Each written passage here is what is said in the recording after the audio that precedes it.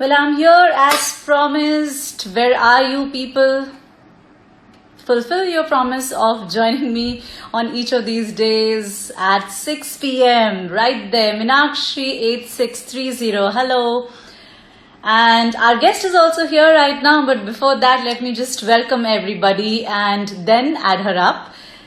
Very good evening to everybody who is joining us. Thank you so much. And on that note, it feels so gratifying that all our regular watchers are also joining us. Hi Parul, hi Kripa Subramanian, hi Prajakta. Oh wow, that's great. You're going to be joining us as well. Thank you. Thanks for all the greetings. And with that, I'm going to be welcoming all of you. Of course, to MamyPoko Cares, mindful discussions for all you super mammies out there. So, of course, you know that we care for you, and hence we're going to talk about a very intrinsic and a very important aspect of our personalities today. So, we're going to talk about how can mums and their babies, their kids, stay mentally strong. And for that matter, we have a clinical psychologist on board with us. So let's add her up and go live with her. So 3, 2, 1. Put your hands together to welcome Dr. Jayashree Dasgupta. Let's have her connected. Very good evening, doctor. Good evening. Thank you very much for that warmest smile. How are you Great doing? to be here. Yes. Great, thanks. Great to be here. Likewise, yes. So from which city are you talking to us, doctor? So I'm in Gurgaon. You're in Gurgaon, great. Okay. And while it's so good to be greeting you, meeting you, I must tell my viewers here that you're the co-founder and project director at Samvedna Care. So, of course, you are that one name whom we look up to, and you hold an MPhil and PhD from the National Institute of Mental Health and Neurosciences, NIMHANS. That's a reputed college, and it's beautiful to have you because I know that you've had the experience of working with adults as well as children. So I think your presence is very topical and mindful for our discussion today. Thank you so much for that great introduction. Thanks a lot. It's an absolute pleasure to be here. Thank you, Dr. Dasgupta. Doctor, I would begin saying that, a child's happiness, baby's happiness is everything for a mother.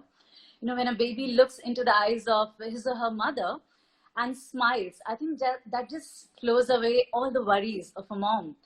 But today, especially when we talk about these novel quarantine times, and we at MamyPoko, that we deeply care for that special bond between a mom and the baby or the kid or the child. So in these tough times, what do you think, doctor, when, the schedules are haywire, things do seem to be disrupted, there's no domestic help for moms, there's no regular routine for the moms and the babies. So what do you suggest should be a routine life for moms and the babies there? And yeah, no, absolutely. Absolutely.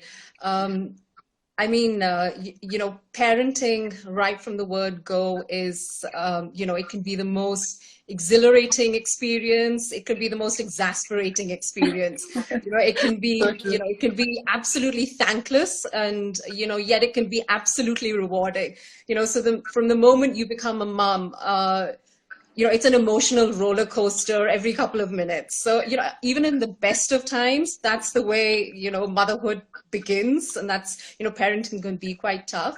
And absolutely at this time when, there's COVID, there's the fear of COVID infection, there's the lockdown, we don't have the kind of support that we want. It's that additional burden. And yes, it's definitely tough for mums. And the biggest challenge I think that most moms, we've been interacting with, are facing is the fact that they just don't have, it takes an army to raise a child. And we just don't have enough hands to do that right now. And despite the best efforts that we mummies are making, there are times when you feel really drained, you feel really exhausted. And it's important to remind yourself that, that you need that me time. you need to take that little break, Right. for yourself. You need to care for yourself. Yes. So it's a small break. You need to take that, and that's going to help you feel more rejuvenated. The other thing I think, we need to remind ourselves is that, this is going to get better. It's a temporary thing. It's going to pass, and we've all dealt with challenges previously, at Yes. some or the other point in our lives, and we've got through them. Right. Exactly. So we have the resources, we mommies are very resilient, and we need to Yes. remind ourselves that sometimes, so if you're not getting a pat on the back from someone else, you need to give yourself that pat on the back. Right. So, yes, that self praise is also important. So, we'll be talking, of course, more about how to have that routine in our due mindful conversations henceforth, Doctor. But yes, I would want to ask specifically about, how do we go about the mental toughness also for the children, you know? So, we'll be talking about that, but especially when we are talking about the present times, something like teleconsulting is gaining rapid momentum, so instead of really calling or physically going to the counselor, it's the e-screens that are doing their play. So do you see a change in your approach as well while talking to your people for that matter? Yeah, absolutely. I mean, we've, since the beginning of the, pandemic, and with the lockdown, and obviously the concerns that, expecting mothers as well as young mothers have about going out to clinics, we've Yes. seen a lot more people reaching out Mm-hmm. online. And teleconsulting actually has been around for a really long time. I mean, the first conferencing for teleconsultation, I think, actually took place in the 1960s. So it's been around for a really long time. Yeah. But it hasn't picked up. And I think now we're seeing that kind of a change in the field, which is great, I think, because, one of the biggest challenges when it comes to mental health support is Yes. that, you don't have that many mental health professionals. They may be in places which are hard to access. You may have to travel quite far, particularly for young mothers. It's difficult to leave your child, go visit a therapist, or, take the child to a therapist. They become uncomfortable. So in a lot of ways, teleconsulting is actually a great option because you can do this Mm-hmm. from the comfort of your home. Um, you can do it in a confidential manner. So that's Right. actually And quite do you great. prefer like a video calling primarily with your people who So we've approach been you? doing a lot of video calling. It's Yes. great because, obviously I can't say it'll replace face-to-face interaction at all, because, It the can't. kind It of, can't replace, it right? can't, it That's can't, something that I wanted to you hear. sometimes you Yeah. need that face-to-face interaction. Yes. Yeah. Absolutely. But, Yeah. within the given circumstances, it's a great option. And also, for people who can't Hmm. access mental health professionals for whatever reasons, they may have mobility restrictions. For example, elderly may not be able to travel, or you have a medical condition that limits your traveling. You may, be on bed rest during a pregnancy, for example, feeling incredibly low. For those kind of situations and circumstances, definitely, reach out to a professional online. And it's a great option. I think people should, Right. start looking at that as an option. Right. And I think the video chats do help, experts like you to actually understand the verbal and the non-verbal cues as well, the body language specifically. Right. Dr. Dasgupta, before we actually go ahead, I'll just quickly check from you. I hope our Facebook viewers are also watching us live. Are we live on Facebook as well? I hope we are, because every day once the expert connects with us, we are live on Facebook as well. So I'll just quickly request you to check that. And the ones who are Yes. telling me here that I have a question, please keep pouring in your questions, because we'll take each one of them while we are wrapping up, or also in between if it's a part of our conversation in between. So all the super mammies, we are here for you. MamyPoko cares for you. So please keep showering your questions. We are talking about mental strength for the kids and the moms out there. So I'm going to go ahead by asking our clinical psychologist, the very beautiful expert out here, that when there's a difficulty in sleeping or concentrating, Dr. Dasgupta, how do we overcome this, especially in these times? Yeah, we've have been receiving a lot of calls from people who've actually been Really? facing challenges with Yes. sleep. I'm sure all of you are on groups where you get messages in the middle of the night, just checking whether someone's up, because Yes. it's just difficult with the change in the fact that we don't have a regular routine. Sleep does get Right. impacted, Right.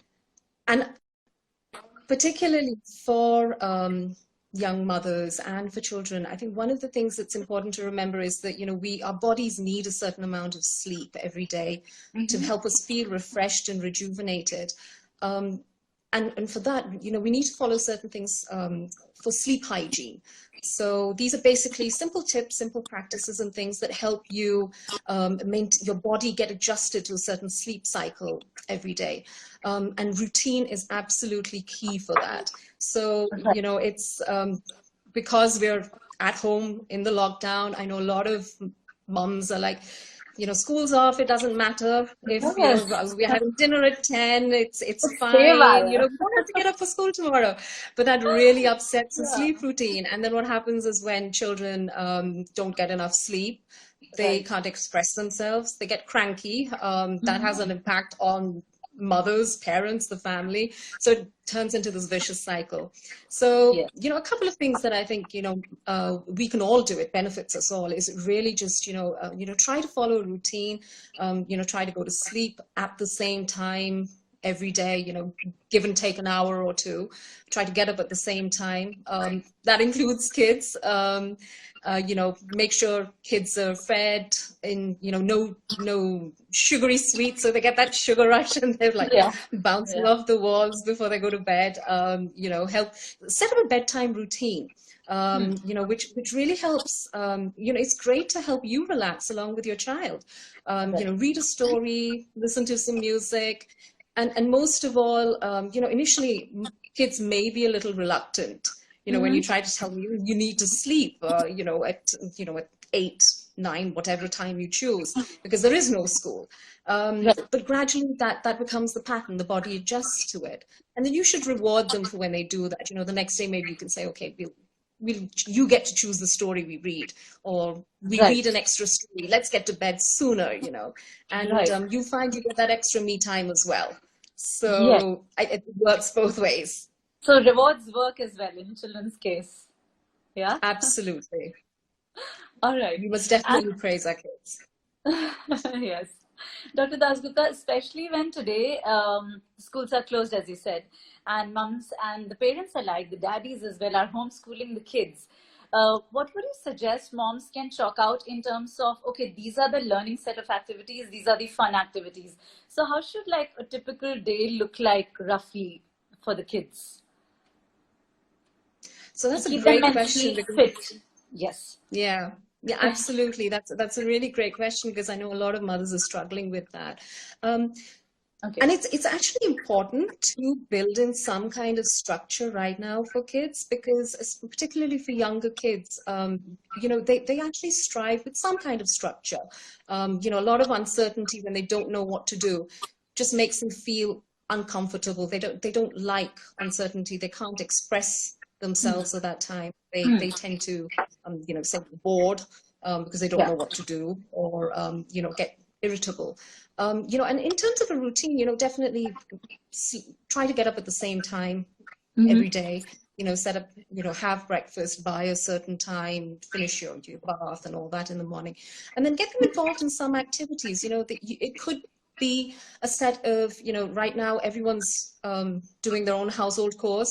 You could get True. children involved with some of those. Maybe they could get involved with some sort of, setting up the table, or getting a glass of water to the table. Simple things depending on what your child's age is and their capabilities, right up to, with teens, Right. The cooking age as well. together, Yeah. right? Mm-hmm. And definitely have some learning activities. But again, a lot of fun activities. Some art, some craft, some fun things that you can do together, and space that out. I know a lot of mothers who are working are struggling right now, Yes. to keep their kids busy as well Yes. as manage work from home.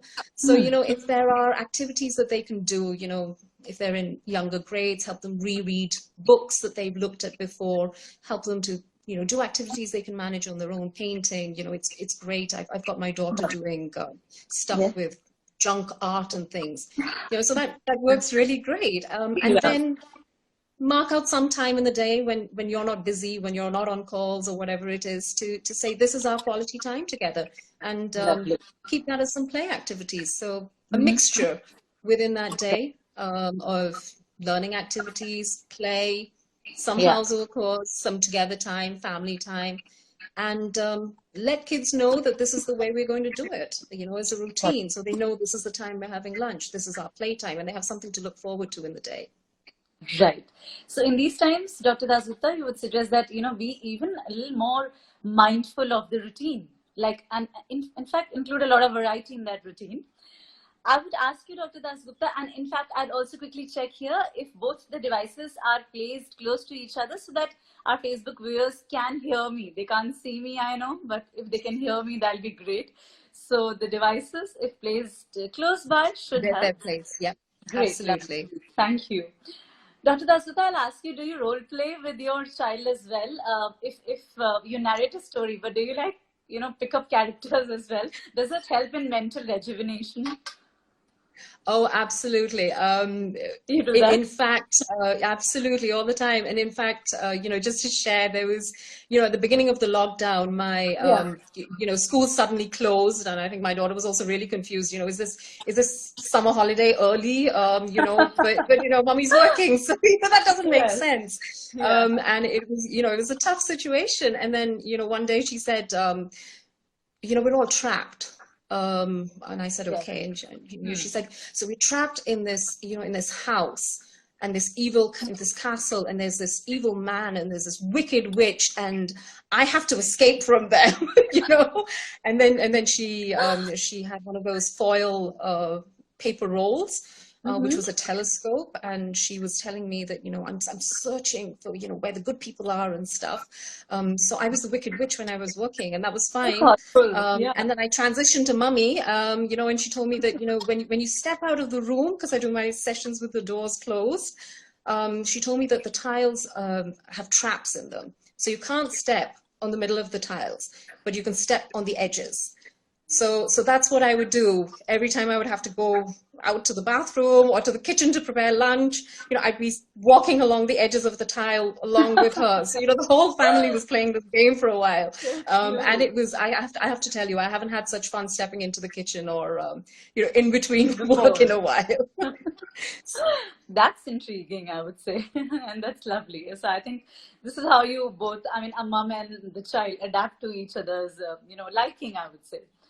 And, yeah, absolutely. Doctor, rather than, making this as a generic mindful question, I think I would directly ask you, because you're a super mammy yourself. How does like a typical day look like when it comes to your own self-care activities? What are the top 3 or 5 things you would do in a day? So firstly, again, I think I really try to follow a routine. I definitely have that in there.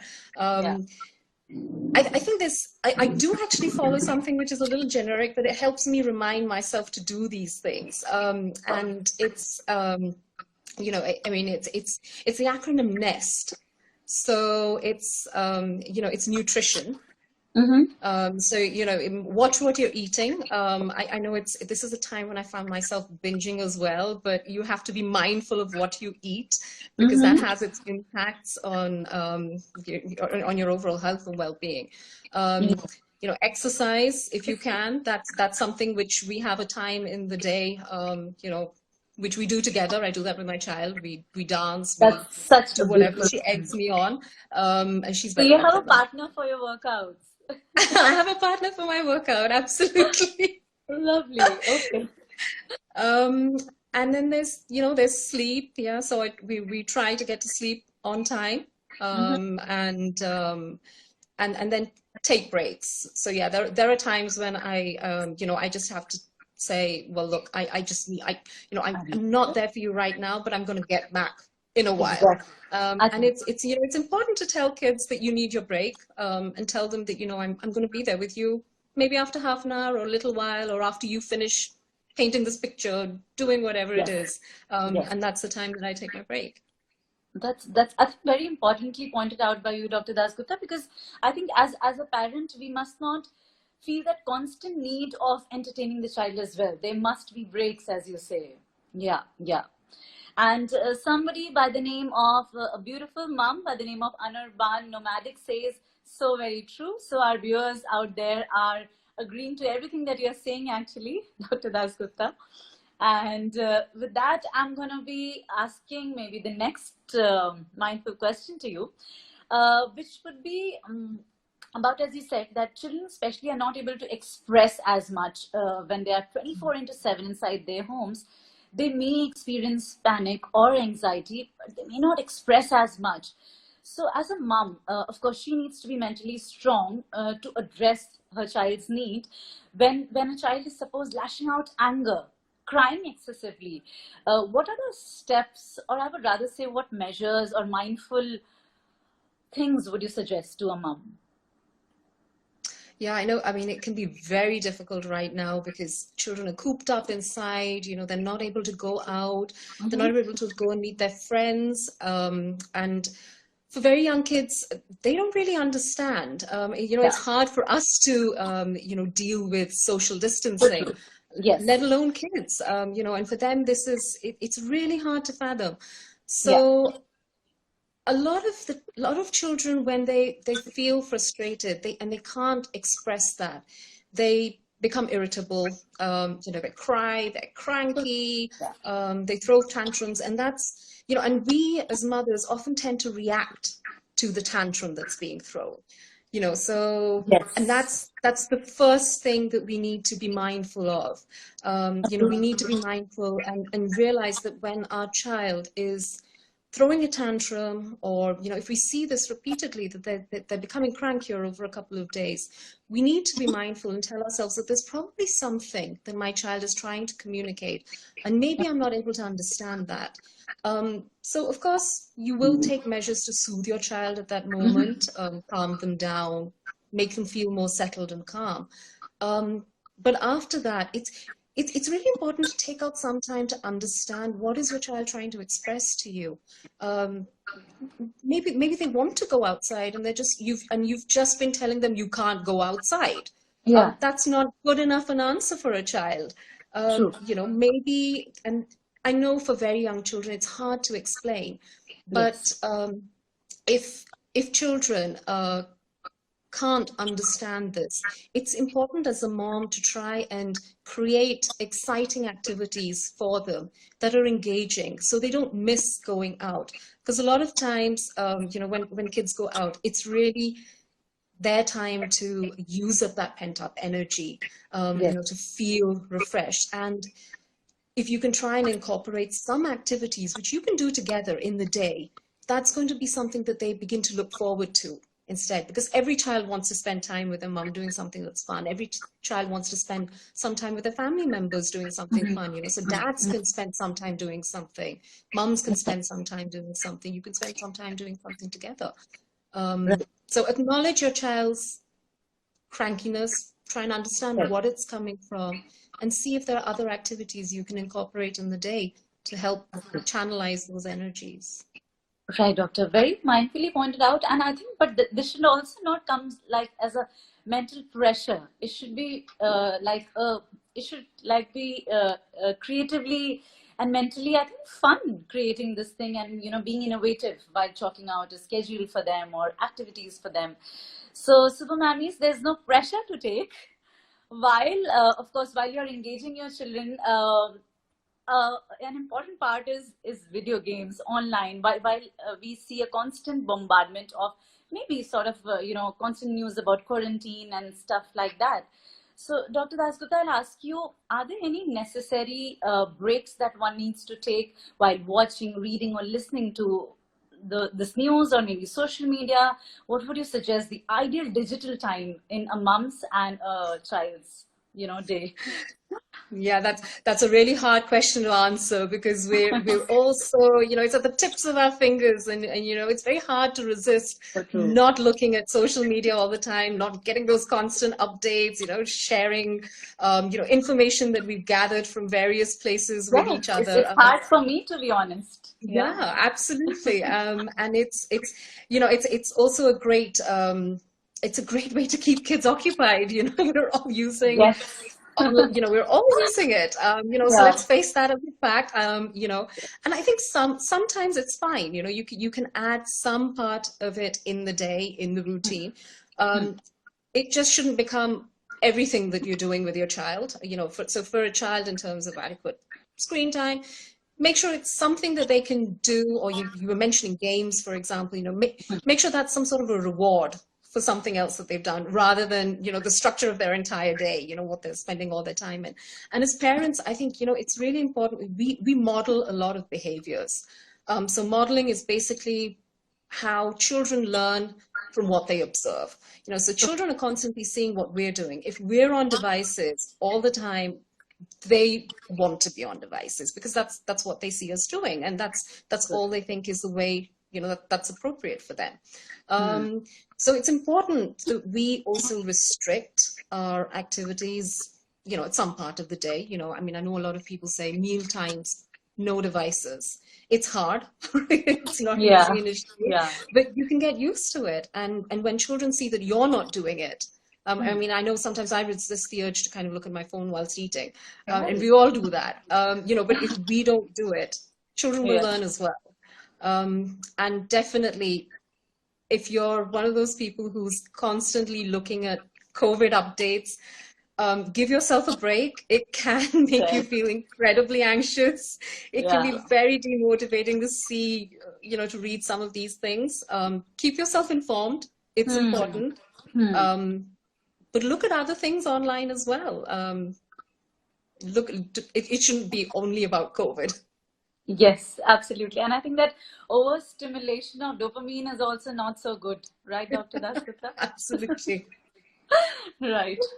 Dr. Veer, before I go further, I'm going to quickly take a one question from Monga.Barkha. So she's asking, she acknowledges, I agree totally. I experience the same. I'm working mom of 2-year-old. Okay, and I understand and listen to her. It makes a big difference. I think being a listener. Absolutely, absolutely. It's really important to listen to your child, communicate with your child. Yes. It's not about quantity, it's about quality. So even if you're a working mom and you're busy, set aside some time in your routine. You need to be very mindful of the fact that you need to have that time to communicate Right. with your child. I know a lot of mums do this, and I think it's a great part that I would suggest is, part of a bedtime routine. Yes. So talk to your child before they go to sleep. Understand, what's gone well for them, what hasn't gone well for them during the day. And this is not just for now, but even after this lockdown opens, it's important to keep a part of the day as for communication. Listening to them, and that helps them understand and bond with you. It helps them build that trust with you. They know that you're there for them to understand the kind of challenges they're facing, and Sure. it makes you feel better as a mother as well when you start doing that very mindfully. Doctor, I mean, to the level that I feel engaged with you while conversing with you, I just, while listening to you, thought of this. Is it a mom's responsibility or a parent's responsibility to actually find the passion for the child, or for that matter, you know, is it only their job to rear that self-esteem in a child for that matter, or the child develops it on its own? That's a really interesting question because, parents obviously play a major role in, building up a child's self-esteem. We know from the fact, from a lot of research that's been conducted on children in adverse circumstances, however, that, children are very resilient. They do have a lot of inner strength themselves. So Yeah. even children, within adverse, circumstances, Yeah. can, some children, again, not to generalize, some Yes. children are, if they have that inner resilience, can thrive, can grow up to be very confident individuals if they get that external, from if they draw in that inner strength themselves, or if they're given external support. And within the context of mental health, just I really just want to highlight that sometimes parents are under this pressure to Yes. to build a perfect child. It is their they feel Yes. responsible, and it Yes. isn't easy. You may do your best, and your child may not respond to you the way that you would have expected. Yes. um, and that may happen through the course of parenting at various time points. A lot of this is part and parcel of learning to build a relationship with each other. Every relationship has its ups and downs. If it's a part of that, and by and large you're able to provide support for each other, that's fine. But there are some mothers, Yes. who may not be able to draw from that, that inner strength that they have. They may not feel adequate as mothers, and there's absolutely, they may feel guilty about not being able to build self-esteem in their child because they see that they're not able to handle that child's behavior, and it's important that we become comfortable with seeking professional help for that. I Right. mean, Yes. because if your child has recurrent fever or a recurrent rash, we would discuss it with other mummies. We would immediately go and Yes. do something Yeah. about it. Yeah. But if we're finding that our child is having Yes. recurrent behavioral problems, they're crying and you're just not able to manage it, they're throwing tantrums and you're struggling, you don't know what to do. Right. There's still a stigma attached to reaching out to a psychologist. Yes. And I just want to highlight to people who are listening in that we all know about those kind of parents, and I think it's and we've seen those kind of children, and I mean, it's tough, but we don't talk about it. We don't encourage people to seek help. There's a lot of stigma attached with seeking help. But when you interact with a professional, a psychologist can help you and the child understand how to change those kind of patterns and Beautiful. Yeah. make a child more strong. Hmm. So, Dr. Dasgupta, while sharing is therapeutic in its own way, I think this had to be one of my questions, but I think you answered it in that one, in that conversational thread, that it's okay to approach to a counselor and seek help, because you would be that one non-judgmental figure for, for a mom. And also, doctor, I would ask you here, while in case, so if they approach you for help, for example, do you feel the entire family should be a part of the counseling or therapy while suppose a mom approaches you? The child should be a part? That's yeah, absolutely. I mean, that's a very interesting question because it is really very individualistic. Okay. Family therapy is one type of therapy. Right. We also work individually with children, and we work individually with mothers. So it's important for when you reach a professional. That's a clinical call that the therapist makes. To identify what Right. form of therapy would Sure. be most beneficial, given the circumstances or the nature of the problem. Sometimes working with the child helps to break this vicious cycle where there are, maybe a child has certain problems. Some of these are, again, I want to just highlight these, these could be clinical conditions that Right. have gone unnoticed. Child could be having developmental concerns, which have been missed, and that's a reason why they're behaving a certain way. It sets off a pattern of behavior that's hard to handle, and the parents react in a certain way, and there's this vicious cycle. It gets useful in those circumstances to work with the child and the family. There could Sure. be challenges within a family, that are causing a child to behave a certain way. At that time, we may want to work with the parents, for example, to see how they could change some of their behavior patterns and then work with the child. So it's very Right. individualistic, and Right. it's important when people reach out that they work with a therapist to see what would be most beneficial for them. Right. So psychologically, it's very individualistic, you would say. It depends, really. And you would be the best Absolutely. person to maybe, of course, approach when a mom needs help in that case. Dr. Dasgupta, I know you've already addressed about how food disorders are also related to mood disorders. So maybe we'll not go back there again, while, of course, you've also highlighted the importance of exercising to be, mentally strong and be mentally fit, both for the mom and the baby.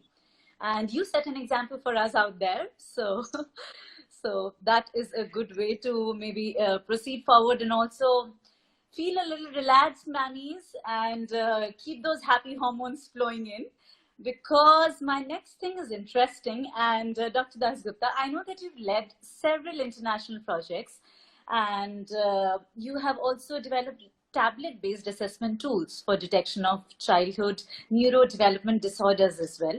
And you've looked at strengthening the mental health systems for maternal depression as well. So, can new moms get an access to that resource right now? So yeah, absolutely. So some, the assessment part of it is still very research based. It's Sure. still something that we're developing.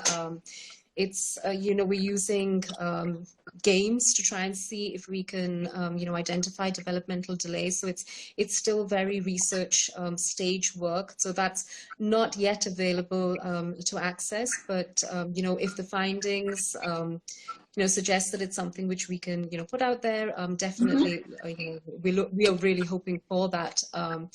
But there's a lot of great resources that are available.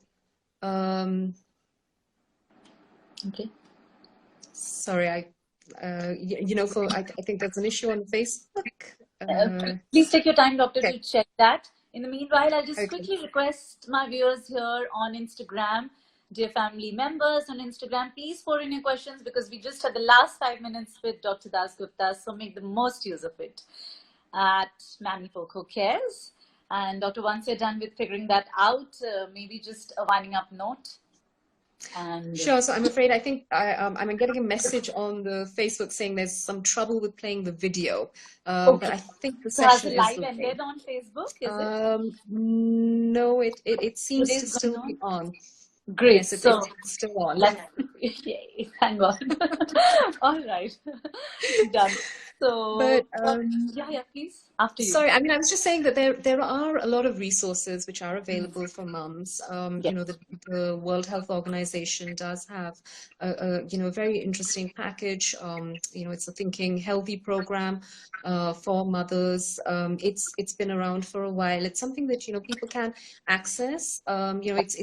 People, there are a lot of resources that are available. Mothers can look at those, see if it helps them. And if it helps them, that's great. But if they find that after looking at some of these resources it doesn't work, then it's definitely important to reach out for help. Right. Okay. Dr. Dasgupta, my last thing would be, how can moms do self-healing? Does journaling help?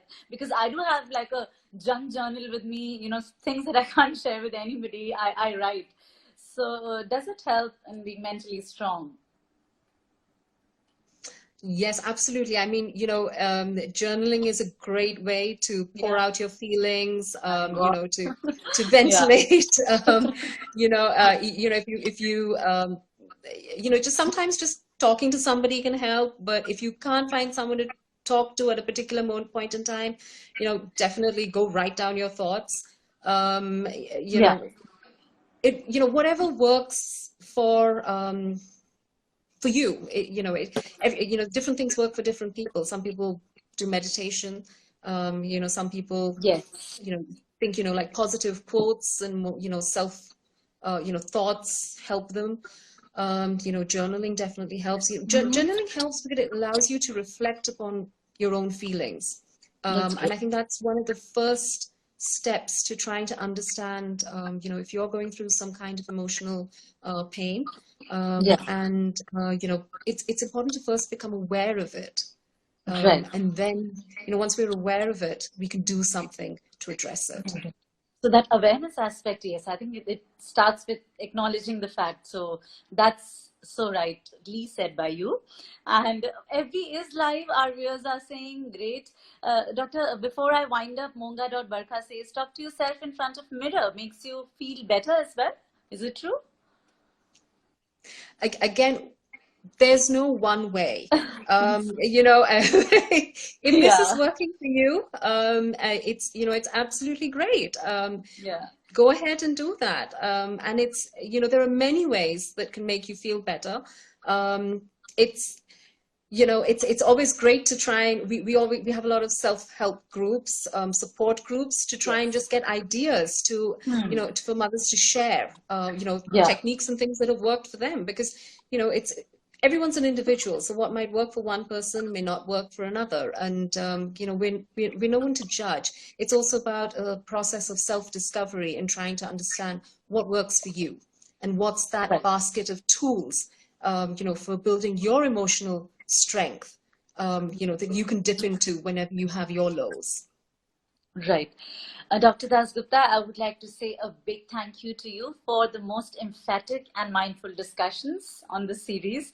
So we couldn't have, executed this series without this important aspect of mental strength for moms and their kids, and of course, without your help. So thank you very, very much.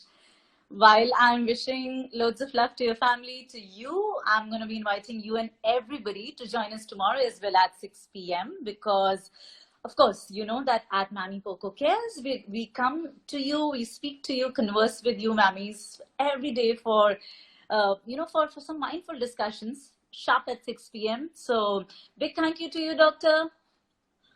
Thank you so much. Thank you. And please keep radiating that wonderful smile. And on that note, I'm going to wish goodbye to you. And please do take care. Stay safe.